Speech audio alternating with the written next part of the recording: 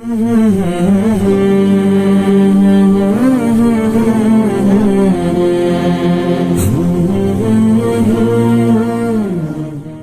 بزرگوں اور دوستو، جب بھی دین کی بات کرنی ہوتی ہے تو انسان سوچتا ہے کس موضوع پر بات کروں گا۔ سوچتے سوچتے اللہ تعالیٰ شان ہوں کوئی نہ کوئی مضمون ذہن میں ڈال دیتے ہیں۔ پھر کبھی آدمی سوچتا ہے اس پر بات کریں گے یا اس پر بات کریں گے، بہرحال اخیر میں کوئی نہ کوئی موضوع طے ہو جاتا ہے۔ ابھی یہاں آپ کی مسجد میں حاضر ہوتے ہوئے میں سوچتا رہا مجھے کیا مضمون بیان کرنا چاہیے۔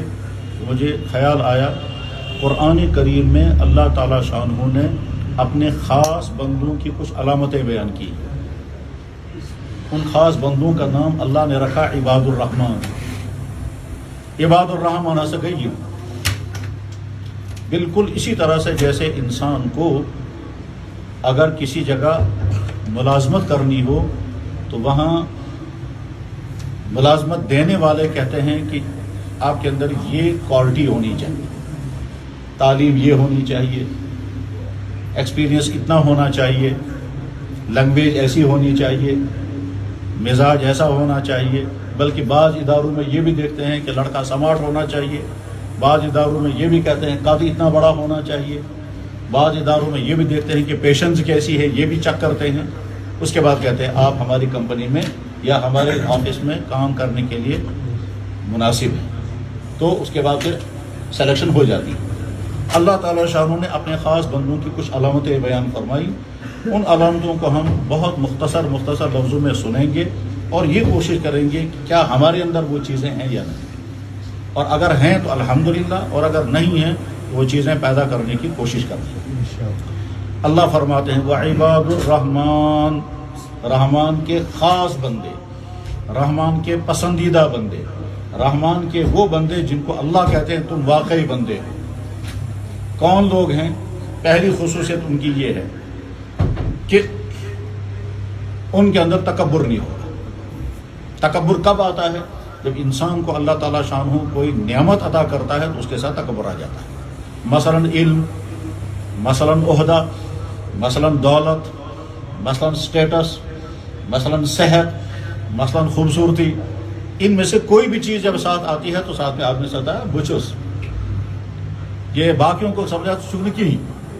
تو کسی انسان کو علم کا تکبر، کسی انسان کو دولت کا تکبر، کسی انسان کو کرسی کا تکبر، کسی انسان کو صحت کا تکبر، کسی انسان کو کچھ۔ عباد الرحمن کی پہلی خصوصیت یہ ہے کہ اس کے اندر تکبر نہیں ہوگا۔ اور تکبر کیسے نہیں ہوگا پتہ چلے گا، وہ اگر چلتا ہوگا تو اس میں بھی عاجزی ہوگی، وہ اکڑ کر نہیں چلتا۔ قرآن کریم میں دوسری جگہ اللہ تعالیٰ شاہ فرماتے ہیں میری زمین پر اکڑ کر چلو، وَلَا تَمْشِ فِي الْأَرْضِ مَرَحًا، اکڑ کر مت چلو۔ تم کتنا ہی اکڑ کر چلو گے میری زمین کو پھاڑ نہیں سکتے، کتنا ہی اوپر کر کے چلو گے تو پہاڑ سے اوپر ہو نہیں سکتے۔ تو کبر کس چیز کا ہے؟ کس چیز کا تکبر ہے؟ تمہارے پاس عہدہ ہے، تم سے بڑے بڑے عہدے والے گزر گئے، آج ان کا نام بھی کوئی نہیں جانتا۔ تمہارے اندر دولت ہے، تم سے بڑے بڑے دولت مند چلے گئے۔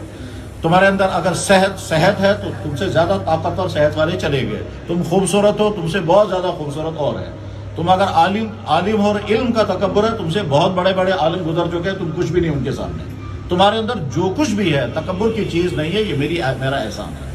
لہذا وہ عاجزی کے ساتھ چلیں گے، بات کریں گے تو عاجزی کے ساتھ کریں گے، اپنے آپ کو تواضع میں رکھیں گے۔ یہی ان کی پہلی خصوصیت ہے۔ تو اگر اللہ نے ہم کو کوئی چیز عطا کی ہے، علم، عبادت، دولت، عہدہ، کرسی، خوبصورتی، جوانی، عزت، مہر زیوٹ، یہ جتنی چیزیں ہیں یہ سب میرا احسان ہے، تکبر مت کرو۔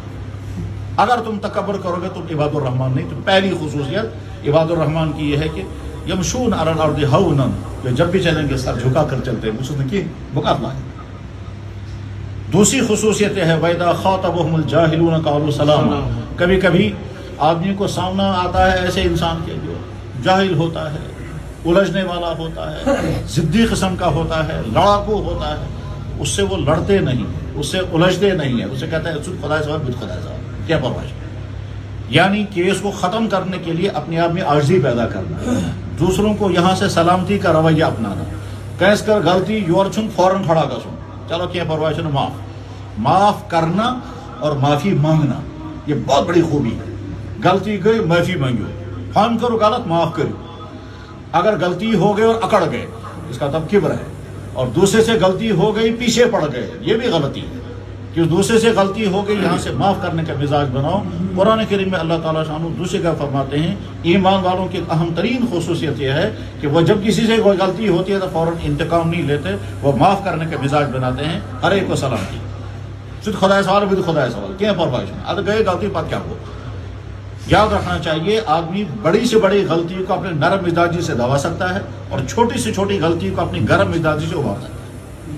بعض دفعہ انسان چھوٹی غلطی کو برداشت نہیں کرتا ہے تو بڑی مصیبت میں پھنستا ہے, اور بعض دفعہ بڑی مصیبت کو انسان اپنی مزاج کی وجہ سے روک دیتا ہے. عیدگاہ روڈ پر گاڑی جا رہی ہے, عیدگاہ روڈ پر گاڑی جا رہی ہے, ہڑتال لگا ہوا ہے, ڈاکٹر کو جانا ہے اسپتال. سڑک پر لڑکے کرکٹ کھیل رہے ہیں, اس لڑکے نے شاٹ مارا, ڈاکٹر صاحب کی گاڑی پر شاٹ لگا اور شیشہ ٹوٹ گیا. ڈاکٹر نیچے اتر گیا, انہوں نے کہا تم کیوں کھیل رہے ہو سڑک میں. لڑکوں نے کہا ہڑتال سے کیا ضرورت. ہو گئی اس پر لڑائی. اس کے لڑائی ہونے کے بعد پھر انہیں گاڑی توڑ دی اور تھانے میں پہنچ گئی. اسی روڈ پر دوسرے مرتبہ ہڑتال کی, ایک حاجی صاحب جا رہے تھے, وہاں سے لڑکے نے شاٹ مارا, شاٹ مارنے کے بعد پھر سائڈ کا شیشہ ٹوٹ گیا. حاجی صاحب نیچے اتر گئے, لڑکے جمع ہو گئے, کہنے لگا گھبرا کیا پرواہ سن کے بلکہ میوں نہیں بچا ایسے. اب لڑکے فوراً آئے تو ہے ہر سمجھ دیوں نے. اسی جگہ پر وہ واقعہ ہوا, اسی جگہ پر یہ واقعہ ہوا. ایک نے اپنے مزاج کی وجہ سے یک طرفی طور پر برداشت کر لیا. تو مزاج ایمان والوں کا ہونا چاہیے سلامتی والا مزاج. جب یہ سلامتی والا مزاج ہوگا تو گھروں میں نہیں لڑیں گے, بیوی بچوں سے نہیں لڑیں گے, رشتہ داروں سے نہیں لڑیں گے, ہمسایوں سے نہیں لڑیں گے, دفتر والوں سے نہیں لڑیں گے, نیچے والے اوپر والے کو نہیں. سلامتی کا مزاج ایمان عباد الرحمان کی اہم ترین خصوصیت ہے. کیا مزاج میں سلامتی, نرمی, تواضع, عاجزی. مختصر کرنا ہے کیونکہ ٹائم کم ہے. عباد الرحمان کی اہم ترین خصوصیت بیان فرمائے کہ جو رات کو اللہ کے سامنے کھڑے رہتے ہیں. والذین یبیتون لربہم سجدا وقیاما, وہ لوگ جو اللہ کے سامنے کھڑے رہتے ہیں کبھی سجدے میں کبھی قیام میں. اللہ نے اپنی نبی علیہ السلام کو حکم دیا تھا اے نبی ساری رات آپ جاگتے رہیں, تھوڑی دیر سوئیں. حضرت یشو پور رات کھڑا روزن معمولی تھوڑا ایشو. یا ایھا المزمل قم اللیل, رات روزو کھڑا الا قلیلا, تھوڑی دیر آرام کریں. نصفہ, نصف رات, اب ان کو سیاتن خود کام. یہ اللہ کے نبی کو حکم تھا. پھر آگے جب اللہ تعالیٰ شانہ نے آیت آگے نازل ہوئی تو اس میں اللہ تعالیٰ فرماتے ہیں ان ربک یعلم انک تقوم ادنی من ثلثی اللیل, چینس خدا شمول آپ کے خدا کو اللہ کو معلوم ہے آپ کتنی دیر رات کو کھڑے رہتے ہیں. ان ربک یعلم انک تقوم ادنی من ثلثی اللیل, آپ آدھی رات کے قریب تک اللہ کے سامنے کھڑے رہتے ہیں. ہمیں معلوم ہے آپ کے ساتھ کچھ لوگ ایسے بھی بندے ہیں جو اتنی دیر کھڑے نہیں رہ سکتے, ان کے لیے ہم نے کنسیشن کر دی, وہ تھوڑی دیر کھڑے رہے, وہ اللہ کے سامنے کھڑے رہتے ہیں. اس لیے رات کو کبھی اٹھ کر کے تصور لانا چاہیے خدایا ژٕ پننس کلام پاکس مز پنن نیک بندن ہز خاص خصوصیت بیان کرمز, تم رات کھڑا روزان کہ بہ روزے کم سے کم 2.5 گھنٹے 10 منٹ. اور ایسا زبردست قیمتی وقت ہے وہ کہ اللہ کے نبی علیہ السلام نے ارشاد فرمایا اللہ تعالیٰ شانہ پہلے آسمان پر اتر کر کے اعلان کرتے ہیں حل من سائل فاعطی, کون مانگنے والا بھی عطا کروں گا. حل من مستجیب فاجیب له, کون ہے جو مجھ سے درخواست کرے گا میں قبول کروں گا. تو عباد الرحمان کی ایک اہم خصوصیت یہ ہے کہ وہ رات کو اللہ کے سامنے کھڑے رہتے ہیں, کبھی رکوع میں کبھی سجدے میں. چوتھی اہم ترین خصوصیت یہ ہے کہ عباد الرحمان کو معلوم ہے کہ ہمیں اس دنیا سے رخصت ہونا اور آگے یا جنت آئے گی یا جہنم آئے گی. یا تو ہمیں جنت میں جانا ہے یا جہنم میں جانا ہے, اور اس کو ہر وقت ڈر رہتا ہے کہ ایسا نہ میں جہنم میں چلا جاؤں. لہذا دنیا میں بار بار کہتا ہے یا اللہ جہنم کے عذاب سے مجھے بچانا, یا اللہ جہنم کے عذاب سے مجھے. ادھر سے امید ہے کہ میں ایمان والا ہوں, جہنم کے عذاب سے ضرور بچوں گا, لیکن ایسے ڈر اتنا زیادہ ہے کہ ایسا نہ ہو میری غلطی کی وجہ سے میں جہنم میں چلا جاؤں. بس مختصر سمجھیں, حضرت عمر بن خطاب رضی اللہ تعالیٰ فرمایا کرتے تھے, حضرت عمر کو پتہ نہیں کتنی مرتبہ اللہ کے نبی نے فرمایا تم جنتی ہو, پتہ نہیں کتنی مرتبہ. اور حضرت عمر بن خطاب کے ذریعے سے اسلام کو جو طاقت ملی ہے شاید پوری اسلامی تاریخ میں اتنی طاقت کسی کے ذریعے سے نہیں ملی جتنے حضرت عمر کے ذریعے سے ملی ہے. ان کی خلافت کے زمانے میں بھی حضرت عمر کہا کرتے تھے مجھے اللہ کا اتنا ڈر ہے کہ اگر قیامت کے دن اللہ تعالیٰ اعلان کرے گا سارے لوگ جنت میں جائیں گے, ایک جائے گا جہنم میں, تو مجھے ڈر یہ ہے کہ میں ہی ہوں. اور اللہ کی ذات پر اتنی امید ہے کہ اگر اللہ تعالیٰ اعلان کریں گے سارے کا جہنم میں, آپ چھو ایک ہے جو جنت میں جائے گا, مجھے امید ہے وہ میں ہی ہوں. امید بھی بہت زیادہ ہے اور ڈر بھی بہت زیادہ ہے. یہ ہے ایمان والوں کی اہم ترین خصوصیت کہ وہ ہر وقت چنانچہ جناب رسول اکرم صلی اللہ علیہ وسلم جتنی زیادہ دعا کہ یا اللہ مجھے جہنم کے عذاب سے بچا، یا اللہ مجھے جہنم کا.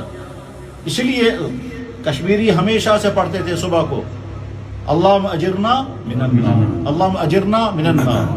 یہ سات حدیث میں ہے 7 مرتبہ روزانہ صبح کا اللہم انی اسألک الجنہ اللہم اجرنا من النار. تو جہنم سے پناہ مانگتے ہیں. یہ تو ہے ایک چپٹر ایمان والوں کا، یہ عبادت کے قبیل سے. اس کے بعد فرمایا ایمان والوں کی ایک اہم ترین خصوصیت ہے اللہ ان کو مال عطا کرے گا اور وہ مال وہ خرچ کریں گے. خرچ کرنے میں 2 چیزیں ہیں غلط، ایک چیز ہے صحیح. فضول خرچی وہ بھی غلط ہے، کنجوسی کرنا وہ بھی غلط ہے. جناب اللہ نے پیسہ دیا ہے خرچ ہی نہیں کر رہے ہیں، ضرورت ہے اس کے باوجود خرچ نہیں کر رہے ہیں. اور اللہ نے پیسہ دیا خرچ کر رہے ہیں فضول خرچی، تو فضول خرچی بھی غلط ہے اور کنجوسی کرنا بھی غلط ہے. والذین اذا انفقوا، ایمان والے عباد الرحمن وہ ہیں جب وہ مال خرچ کرتے ہیں، لم یسرفوا نہ فضول خرچی کرتے ہیں، ولم یقتروا نہ کنجوسی کرتے ہیں، وکان بین ذلک قواما اور اعتدال پر رہتے ہیں. نہ کھمو تیوز زیادہ کہ جناب بیمار گئے، نہ کرو تیوز کمی کہ طاقت روتی جس میں طاقت، نہ اتنا زیادہ سوئیں گے کہ سر میں درد ہو گیا، نہ اتنا کم سوئیں گے کہ کھڑا ہی نہیں رہ سکتے، نہ اس سے زیادہ کھیل میں مشغول رہیں گے کہ زندگی برباد ہو رہی ہے، اور نہ اتنا زیادہ ایک ہی جگہ بیٹھیں گے کہ صحت خراب ہو جائے. ہر چیز میں اعتدال. فضول خرچی بھی غلط، کنجوسی بھی غلط. خرچ جہاں کرنا ہے اچھی طرح سے پہلے دیکھیں اشاء ضرورت کے اندر یہ خرچ کرنے کی جگہ ہے یا نہیں. فضول خرچی کی ایسی عجیب عجیب قسمیں نکلی ہیں آدمی حیران ہو جاتا ہے. جناب والا یہیں باقی دنیا میں تو ہیں، اب یہاں پہ وہ لوگ آ گئے ہیں کتا خریدیں گے 50-50 ہزار 1-1 لاکھ کا، پھر ہر مہینے اس پر خرچہ کریں گے 10-20 ہزار روپے. وقت بھی برباد، پیسہ بھی برباد اور خوش ہے. اس سے خبر کیا؟ ہم ماڈرن ہیں، ہم بیکورڈ نہیں ہیں، کتے کی خدمت لگے ہوئے ہیں، وہ سمجھ رہے ہیں ہم پتہ نہیں کیا. یہ وہ فضول خرچی، یہ فضول خرچی کی ایک قسم ہے. غرض یہ کہ کھانے میں، پینے میں، کپڑوں میں، وقت میں، ہر چیز میں فضول خرچی نہیں کریں گے، نہ کنجوسی کریں گے، نہ فضول خرچی کریں گے. دوائی کی ضرورت ہے دوا اللہ تعالیٰ کا ربان شفا، یہ کنجوسی. اللہ کے نبی علیہ السلام اعتدال رکھتے تھے. حضور کی خدمت میں ایک صحابی آئے، پھٹے ہوئے کپڑے تھے. آپ علیہ السلام نے فرمایا مالی گنجائش نہیں ہے؟ اس نے کہا بہت ہے. تو حضور نے فرمایا تم استعمال کیوں نہیں کرتے؟ اللہ نے جب دیا ہے تو استعمال کرو. پس فرمو کی ارشاد مبارک ان اللہ یحب ان یرا اثر نعمتی علی عبدی، اللہ چاہتے ہیں میں نے اپنے بندے کو دیا ہے تو استعمال کرو. تو اللہ نے دیا ہے استعمال کرو. اچھے کپڑے پہنو، اچھا کھانا کھاؤ، اچھی صحت کے ساتھ رہو، خوشیاں بھی مناؤ، مگر فضول خرچی نہیں کرنا، اعتدال کے ساتھ رہنا ہے. ایمان عباد الرحمن کی ایک اہم ترین خصوصیت یہ ہے کیا کہ اللہ کے علاوہ کسی کو معبود نہیں مانتے. اور عباد الرحمن کی اہم ترین خصوصیت یہ ہے کہ وہ ناحق کسی کو قتل نہیں کرتے. عباد الرحمن کی ایک اہم ترین خصوصیت ہے کہ وہ زناکاری میں مبتلا نہیں ہوتے. نہ اللہ کے علاوہ کسی کو معبود مانیں گے، شرک سے بچیں گے. اب شرک کی جتنی قسمیں ہیں دنیا میں ان تمام کو سمجھنا ہے، ان سے بچنا ہے. عباد الرحمن کی ایک اہم ترین خصوصیت یہ ہے کہ وہ ناحق کسی کو قتل نہیں کرتے ہیں. اللہ کے نبی علیہ السلام نے ارشاد فرمایا کہ اگر کسی شخص نے ناحق کسی کو قتل کیا تو اللہ تعالیٰ تیار ہیں ساری دنیا کو ختم کر دے اس ایک آدمی کے بدلے میں. یعنی اگر ایک آدمی کے قتل میں ساری دنیا کے انسان شریک ہو گئے تو اللہ تعالیٰ شانو تیار ہے ساری دنیا کے انسان کو ختم کر دے. تم نے ایک آدمی کو کیوں مار دیا؟ بدترین ترین گناہ ہے دنیا کا ناحق قتل کرنا. ایمان والوں کی خصوصیت یہ ہے کہ وہ کبھی اس طرح کی غلطی نہیں کرے. ولا یزنون، اور نہ زنا کاری کریں گے. زنا کاری کرنا ایک تو ہے آنکھوں کا زنا، وہ ہے نامحرم کو دیکھنا. ایک ہے ہاتھ کا زنا، وہ ہے نامحرم کے ساتھ ہینڈ شیک کرنا. ایک ہے پاؤں کا زنا، وہ ہے اس کی طرف چلنا. ایک ہے سوچ کا زنا، نامحرم کے بارے میں سوچتے رہنا. یہ تمام زنا کاریوں میں شامل ہیں. چنانچہ اللہ کے نبی علیہ السلام نے فرمایا الیدان تزنیان والعینان تزنیان والرجلان تزنیان والفرج یصدق. آنکھیں بھی زنا کرتی ہیں، کان بھی زنا کرتے ہیں، ہاتھ بھی زنا کرتے ہیں، پاؤں بھی زنا کرتے ہیں. نامحرم کی طرف چلنا، نامحرم کی طرف ہاتھ بڑھانا، نامحرم کو دیکھنا، یہ تمام کے تمام زنا کے ابتدائی کام ہیں اور آخر میں پھر وہ بڑا گناہ ہو جاتا ہے.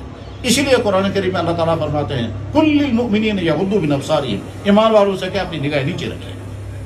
آج کے مردوں کے لیے بہت مشکل امتحان ہے یہ اپنی آنکھوں کی حفاظت، مگر چارہ اس کے بغیر کوئی نہیں.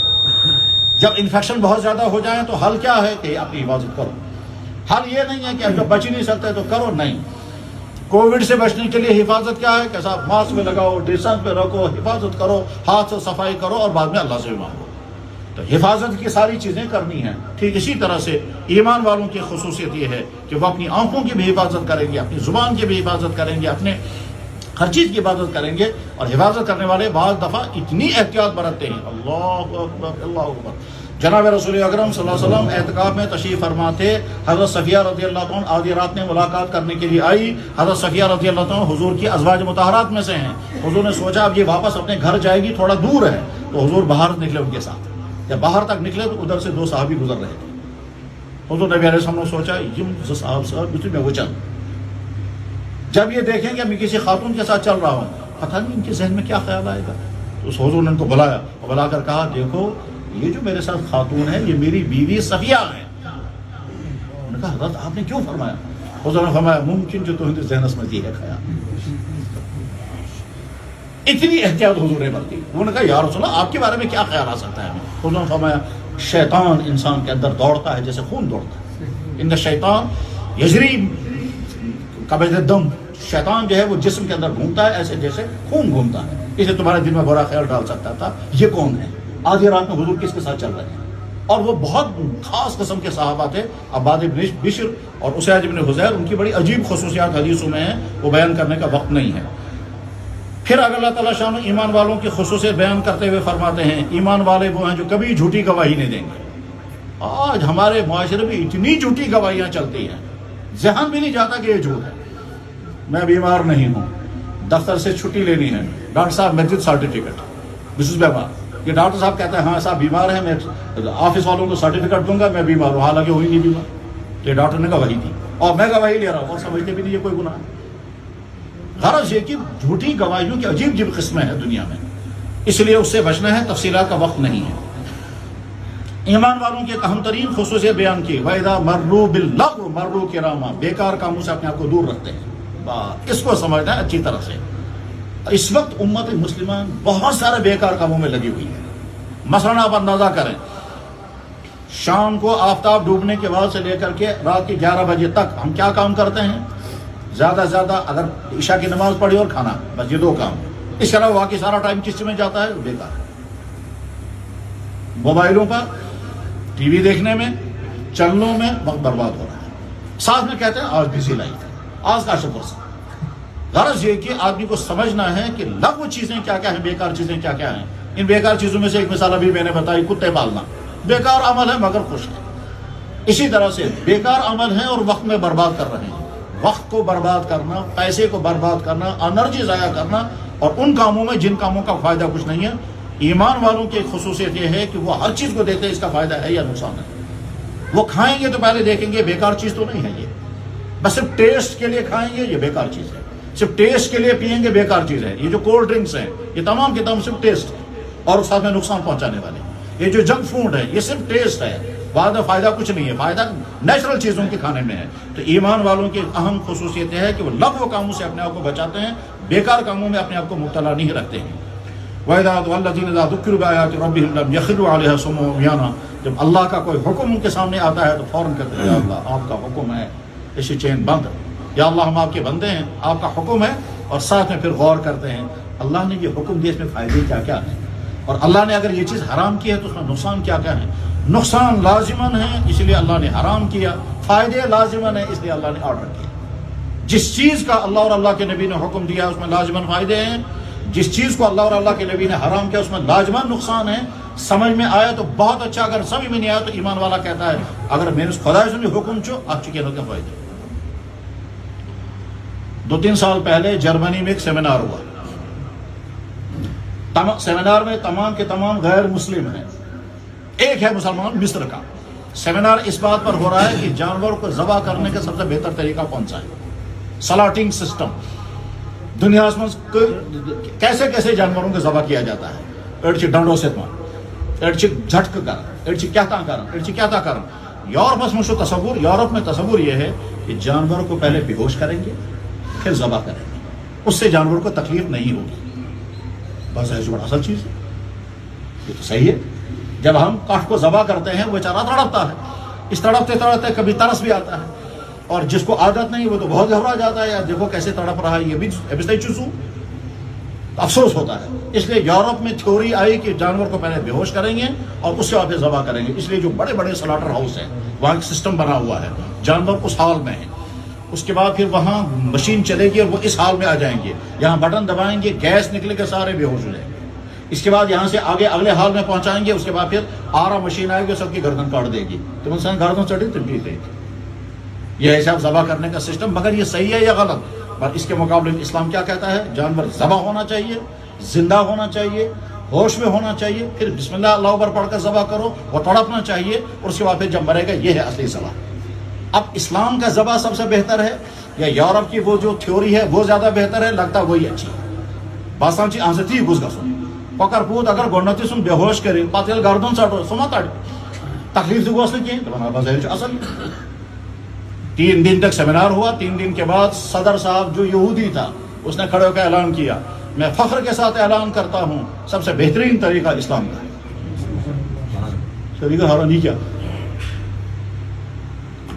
ترن دونی اس بحث پر سکوت کو تین سوری. اس میں لاسٹ میں اس نے کہا اسلام کی تھیوری یہ ہے کہ جانور کے جسم میں خون بھی ہے اور گوشت بھی ہے.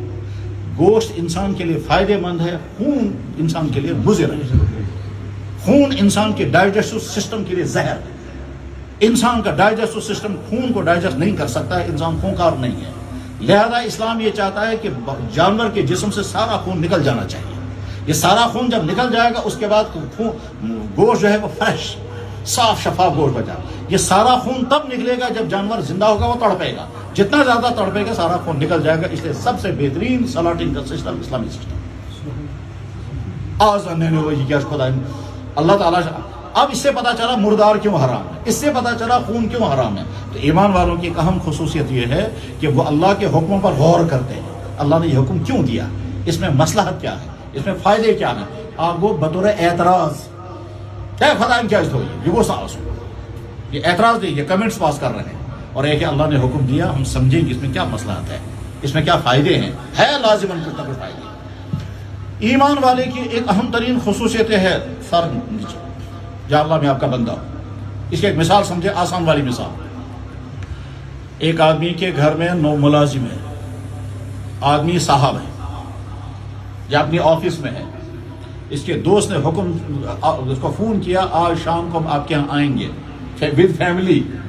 تو صاحب نے گھر کے نوکر کو فون کیا, جناب ایک تو 5 کلو گوشت لے آنا, 1 کلو دہی لانا, سبزیاں لانا اور سلاد بھی لانا, اور ساتھ میں کچھ سویٹ ڈش بھی لانا. یہاں سے ملازم کہتا ہے سر جی ایک آپ ہیں اور آپ کی وائف ہے اور ایک میں ہوں, اتنا سارا کیوں منگوا رہے ہیں آپ, ہم کون کھائیں گے 5 کلو. تو صاحب کہے گا تمہارا کام اعتراض کرنا نہیں, تمہارا کام ہے آرڈر سننا. چلے انہوں نے یہ 5 کلو کیا شوق, تم نے یہ سوال کیوں اٹھایا 5 کلو لانا ہے, یہ میری مرضی ہے, میں کیوں کہہ رہا ہوں, تمہیں چپ چاپ ماننا چاہیے. سر جناب بالکل یہی ہے. واقعی جیسے وہ نوکر, جیسے وہ گھر کا ملازم کہہ کہ سر جو آپ نے فرمایا وہی کروں گا, ٹھیک وجہ ہوگی کچھ نہ کچھ, ٹھیک اسی طرح سے بندہ کہ یا اللہ میرا حق نہیں ہے آپ پر اعتراض کرنے کا, آپ نے یہ چیز حرام کیوں کی. میرا مسئلہ نہیں ہے کہ مجھے پہلے لاجک سمجھے, میرا حکم یہ آپ میرے اللہ ہیں, میں آپ کا بندہ ہوں, محمد رسول اللہ نبی ہے, میں آپ کا امتی ہوں. آتا ہے اس کی انت کیا مسئلہ ہے, یہ مان کر کے پھر ہم یہ مان کر کے پھر جب ہم فالو کریں گے اس کے بعد یا اللہ ہم سمجھنا بھی چاہتے ہیں. وہی چھونا سر جی میں نے گوشت بھی 5 کلو لایا, دہی بھی لایا, سلاد بھی لایا, سویٹ ڈش بھی لایا, سب کچھ کیا. سر کیا کیا کرنا ہے, مہمان آ رہے ہیں کیا کوئی, کیونکہ کہاں مہمان آ رہے ہیں. یہ ہے طریقہ. دوسرا طریقہ یہ ہے جناب پہلے مجھے سمجھاؤ یہ اتنا کیوں منگوا رہے ہیں آپ. تو سر صاحب کہیں گے کہ تم کے پہلے چھٹی کرو, بعد میں خود ہی کروں گا انتظام. یہ ہے فرق. دو عباد الرحمان کی خصوصیت یہ ہے کہ وہ اللہ کے حکم کے سامنے سر جھکاتے ہیں, اور ساتھ میں مزاج بنانا چاہیے. مزاج اچھی طرح سے سمجھیں, مزاج بنانا چاہیے اللہ کی قدرتوں کو سمجھنے کا, اللہ کی مہربانیوں کو سمجھنے کا. اور جب مزاج بنے گا نا قدم قدم پر اللہ کی عجیب عجیب قدرتیں سمجھ میں آ جائیں گی. میں ابھی صبح گیا ایک ہسپتال میں, وہاں بچے کو اذان پڑھنی تھی اور کھجور کھلانی تھی. ہمیشہ عجیب عجیب منظر آتا ہے. یہ بچہ رو رہا تھا میری گود میں, میں نے جو ہی کہا اللہ اکبر اور فوراً چپ ہو, تمام حیران ہو گئے. ابھی آدھا گھنٹہ پہلے بچہ دنیا میں آیا ہے, یہ اللہ اکبر پر کو فوراً سو. مگر سوال ہی اس سے پہلے یہ رو کیوں رہا تھا. یہ جو رونا ہے اس میں بھی اللہ کی مصلحت ہے. یہ جو اندر کا سسٹم ہے سارا, اس میں سارے پانی میں پانی بھرا ہوا ہے. اندر کے سارے سسٹم میں پانی بھرا ہوا ہے، اس لیے اندر ہوا نہیں جائے گی. یہ بچہ جب روتا ہے رونے کے بعد جو پانی نیچے چلا جاتا ہے اب ہوا اندر جانے لگی. اس لیے جب بھی بچہ پیدا ہوگا وہ پہلے روئے گا. تو رونا پریشانی نہیں ہے. آج بتایا تمہیں مسئلہ ٹھیک ہے صاحب، اب اللہ اکبر پڑھا، بچے نے رونا بند کر دیا، اس کے بعد کھجور چبائی. اب اس نے تو ابھی چوسنا سیکھا ہی نہیں، مگر جو ہی اس کے منہ میں کھجور رکھے اس نے فوراً چوسنا شروع کر دیا. اللہ اگر خدا تعالیٰ نا دنیا کی کوئی طاقت نہیں سکھا سکتی. ساری کرو کوشش مگر کہاں صورتی چاہے مسکت کن سمجھاؤ. تو اس کے ماں کو رونا آ گیا، خوشی میں رونا آ گیا کہ دیکھو میرا بچہ کس طرح سے یہ فوراً اس نے کھجور چوسنی شروع کر دی. اور تمپت جب کھجور سے نکال لی تو وہ کر رہا تھا